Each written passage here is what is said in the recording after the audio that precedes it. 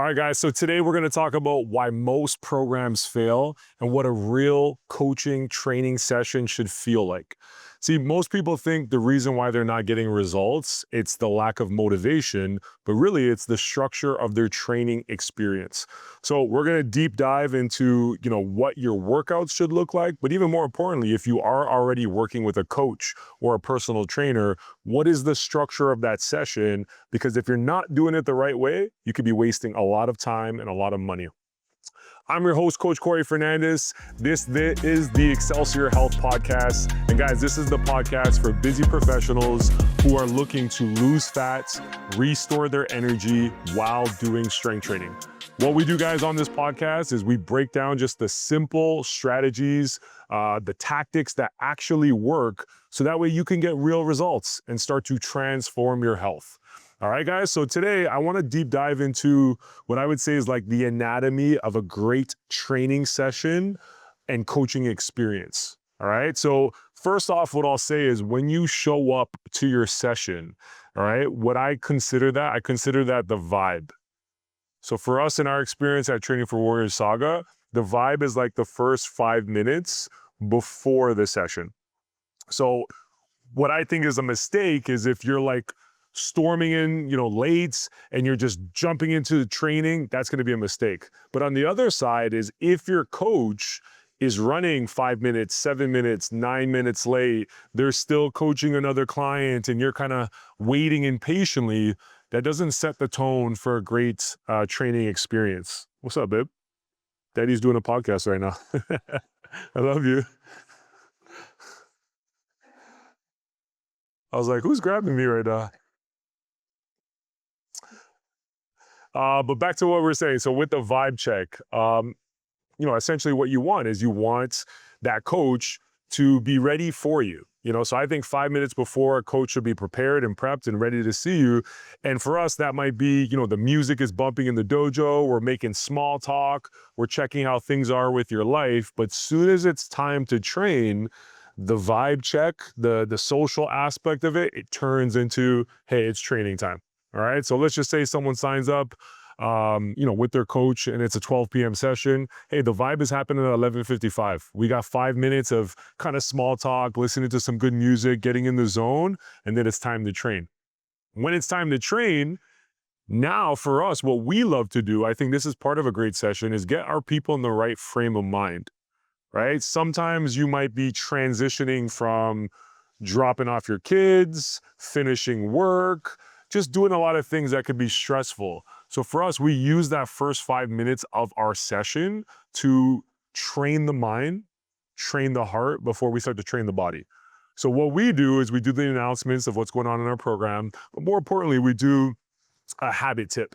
And what I would say, this is more about education, is reminding our clients on, hey, what are these foundational lifestyle habits that they need to be working on during the hours that they're not in our program, that they're not training the 3 to 4 days a week.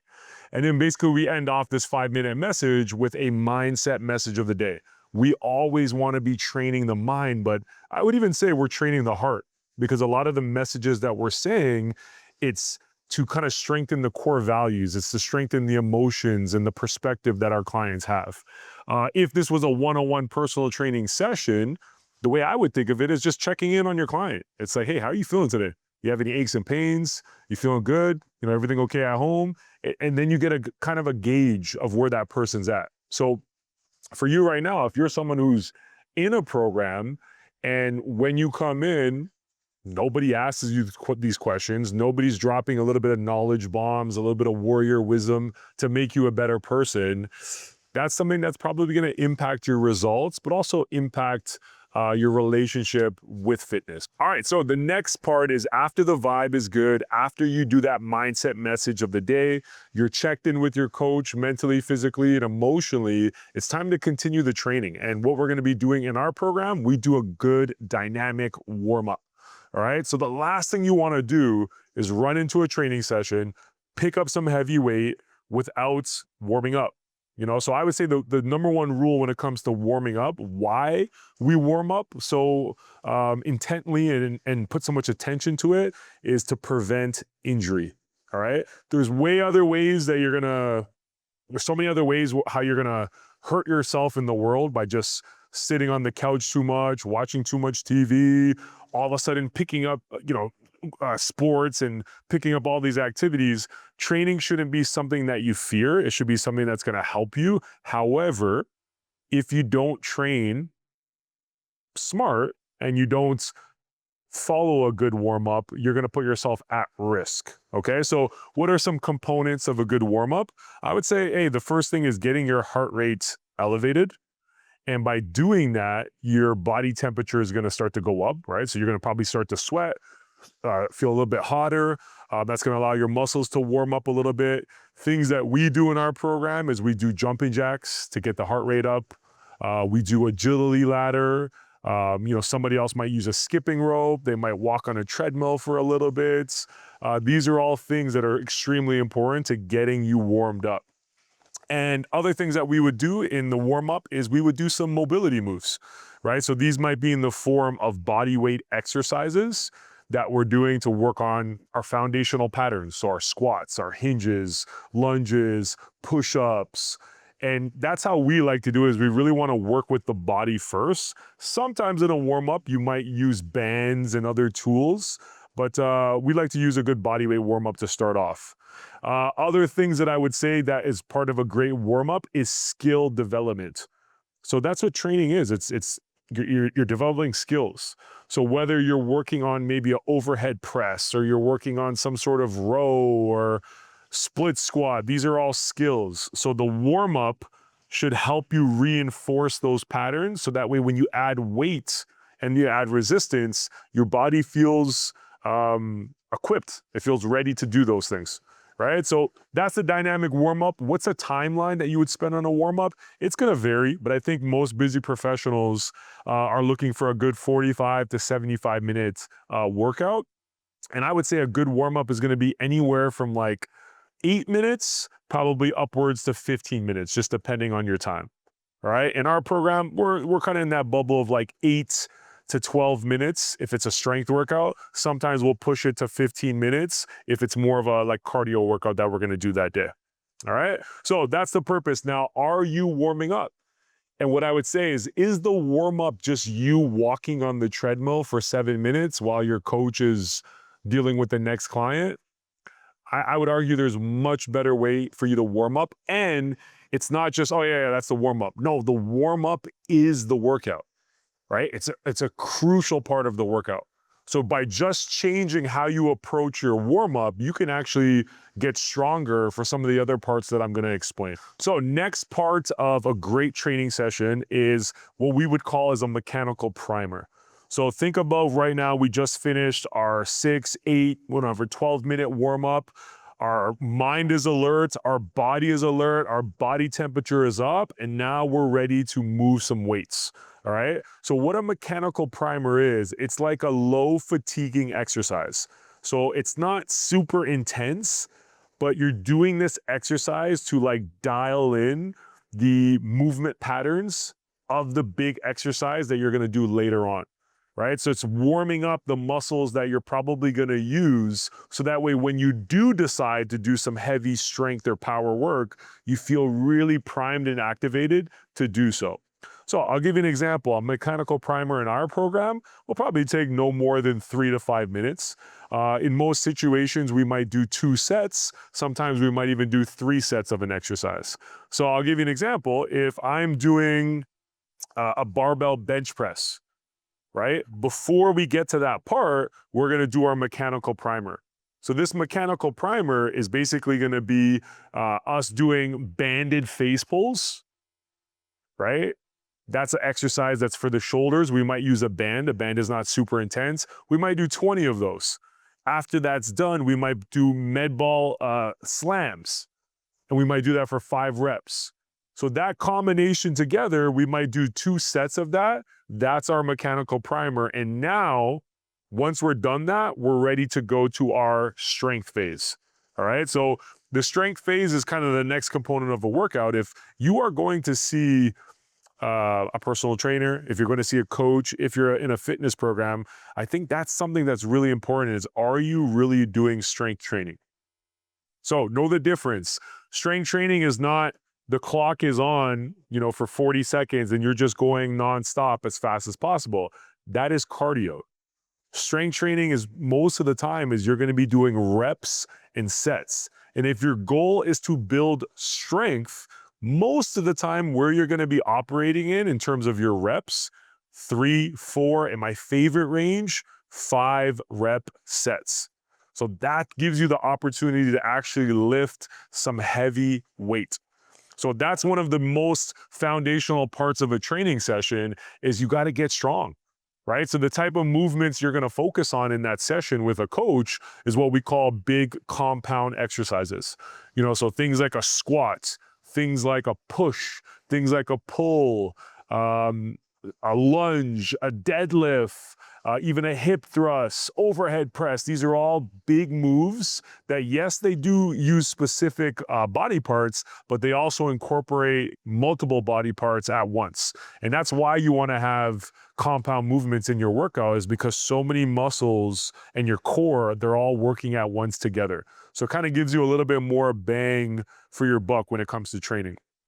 All right, so again, recapping a little bit right now. So we started out at the vibe check. Then we went to our mindset message of the day. Then we went through our dynamic warm-up.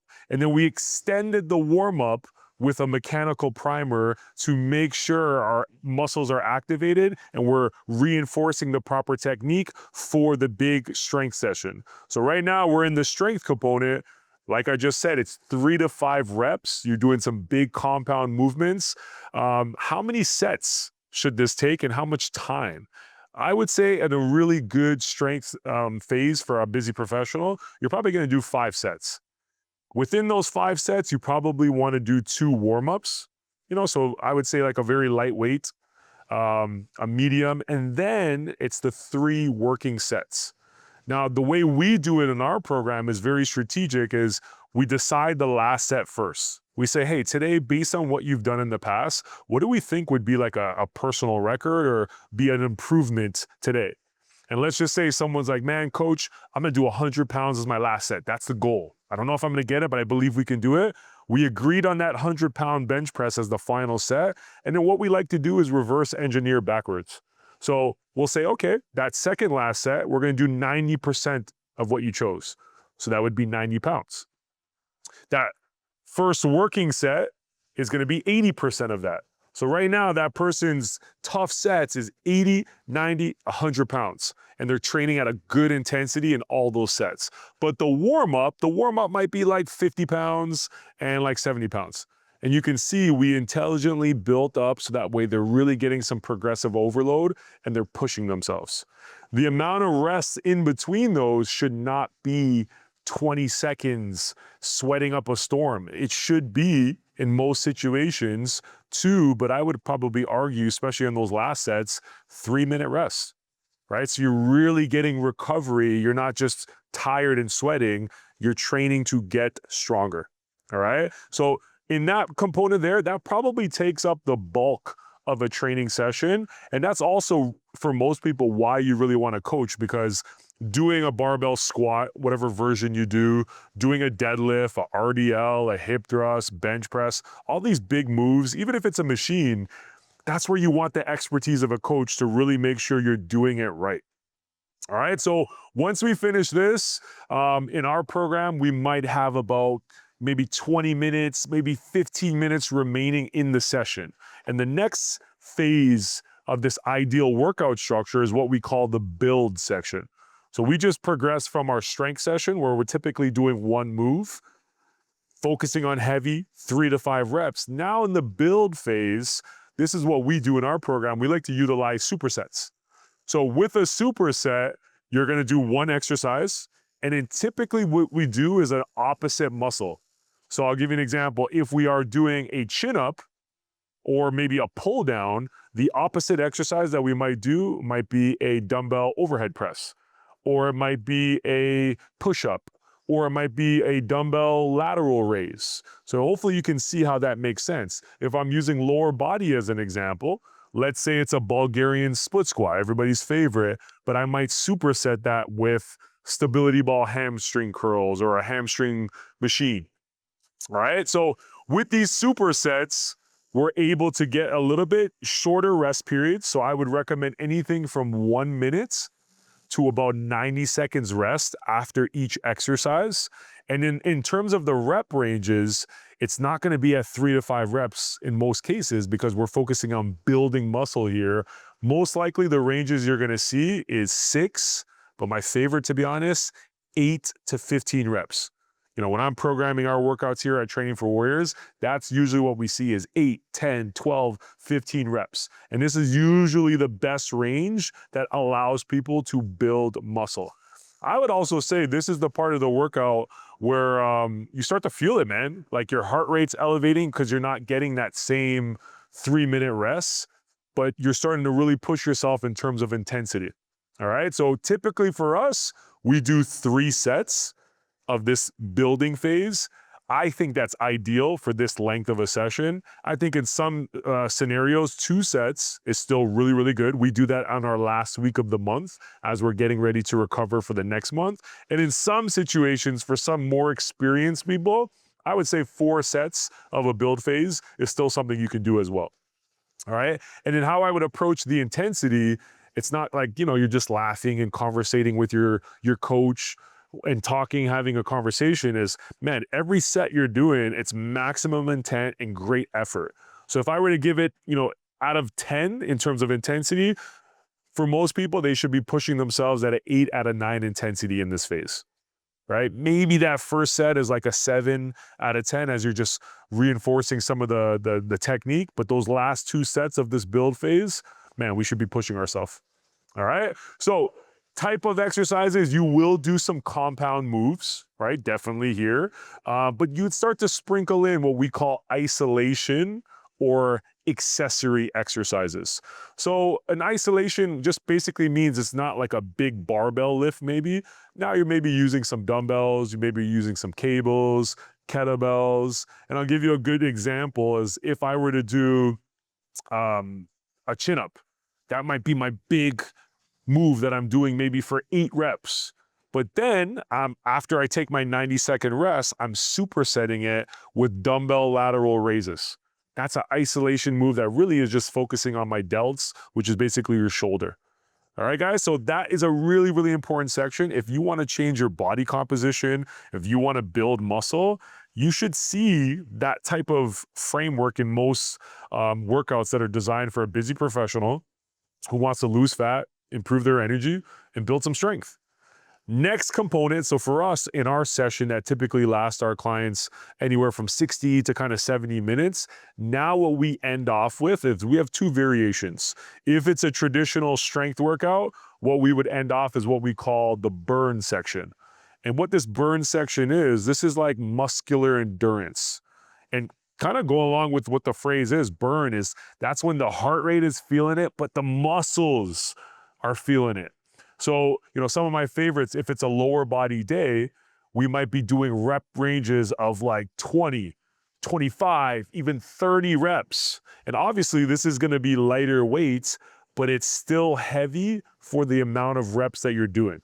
So yes, I'm going to do less weight than I would do if I was doing 5 or 10 reps. But if I'm doing 30 reps, I want to try to push myself the most I can for those 30 reps. So an example of that might be doing dumbbell hip thrusts at the end of a workout. In an upper body workout, for someone who's maybe a little bit more experienced, it might be doing max push-ups. Maybe for someone who's newer to fitness, it might be doing tricep push down, and they're doing that for 12 to 15 reps. But that's where you get that kind of burn, or some people like to call it the pump, where the blood is circulating to those muscles that you're using. And what also leads to that too is minimal rest. So I'm not saying don't take any rest, but the way we like to do it is we'll do like 1 to 2 exercises, high reps. And then once we're done, we're usually giving ourselves 60 seconds to maybe 90 seconds rest. And then we repeat that for 2 to 3 sets. All right. So as you can hopefully see, there's different parts of the training session that makes it complete. And that's what helps people get the results, but it's also you go about it in an intelligent manner, right? It's not just this boring, random, thrown together workout. Another variation that we use in our program that maybe another good coach would use is it might be a strength workout, but instead of that burn section, we want to add in a little bit of cardio because we know that, hey, maybe you're not going to do that cardio on your own. So what we call this the blast section. So the majority of that workout was strength, it was build. Maybe they did do a little bit of burn with you, but the blast is the intention of getting a little bit of cardio training in. So what that might look like is one of my favorite tools is like a Tabata. You might be doing 20 seconds of maybe some core exercises or some cardio exercises, followed by 10-second rest, and you're doing 8 sets. So you feel your heart rate elevate, you're sweating, you're moving with a little faster pace. This is really, really good for your cardiovascular health, which is your heart, your lungs, and just being able to have more energy in your everyday life. So we love to program that as like a finisher to end off a workout, and that can literally take 5 minutes long. All right. Now that's the way we end things. And when we end things, it's always a high five. It's always making sure our student or our client feels good. And when we can remember, because we're working with so many people, we'll always ask, hey man, when you come in next, when's your next session? Because we want to know that person has the mindset to come in and get there 3 to 4 days a week.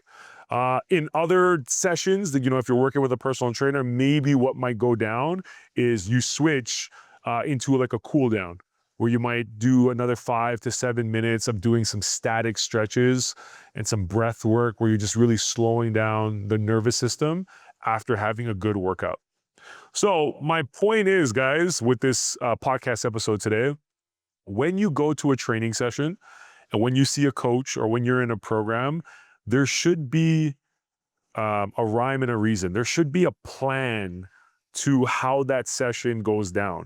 And for you, as someone who cares about their health, who cares about the trajectory of their progress, you should be able to understand what's going on in the session. Versus if every time you go see your coach or every time you go to that workout program, it's random, it changes, you don't know what to expect, that is not going to set you up for consistent results. So like I started this episode, most people think the reason why they're not getting results, it's the motivation. I would say it's probably not your motivation, it's your program or it's the design of your training experience.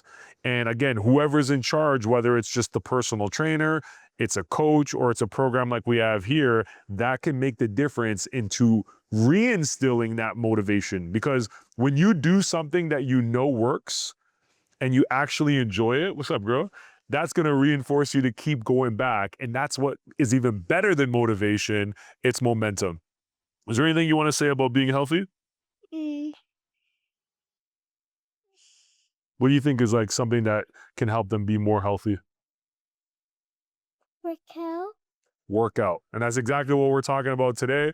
If you are a busy professional who needs help structuring the session like we talked about, and you're like, man, this makes a lot of sense. This is the type of experience that I want to have 2, 3, 4 times a week, then our Training for Warriors system is made for you. What I recommend you do, visit us at tfwsauga.com. You can fill out your information. Literally in there, we have like a 10-minute video that explains every detail about this program. And it's a special offer on there where you can get 2 weeks free. Otherwise, if you want to come and just meet one of the coaches here, you can book a free consultation and we'll do the rest. I appreciate you guys checking out another podcast episode. This is the Excelsior Health Podcast, and stay tuned for more great episodes. Beastin'. Where's Cammy? Where's Cammy?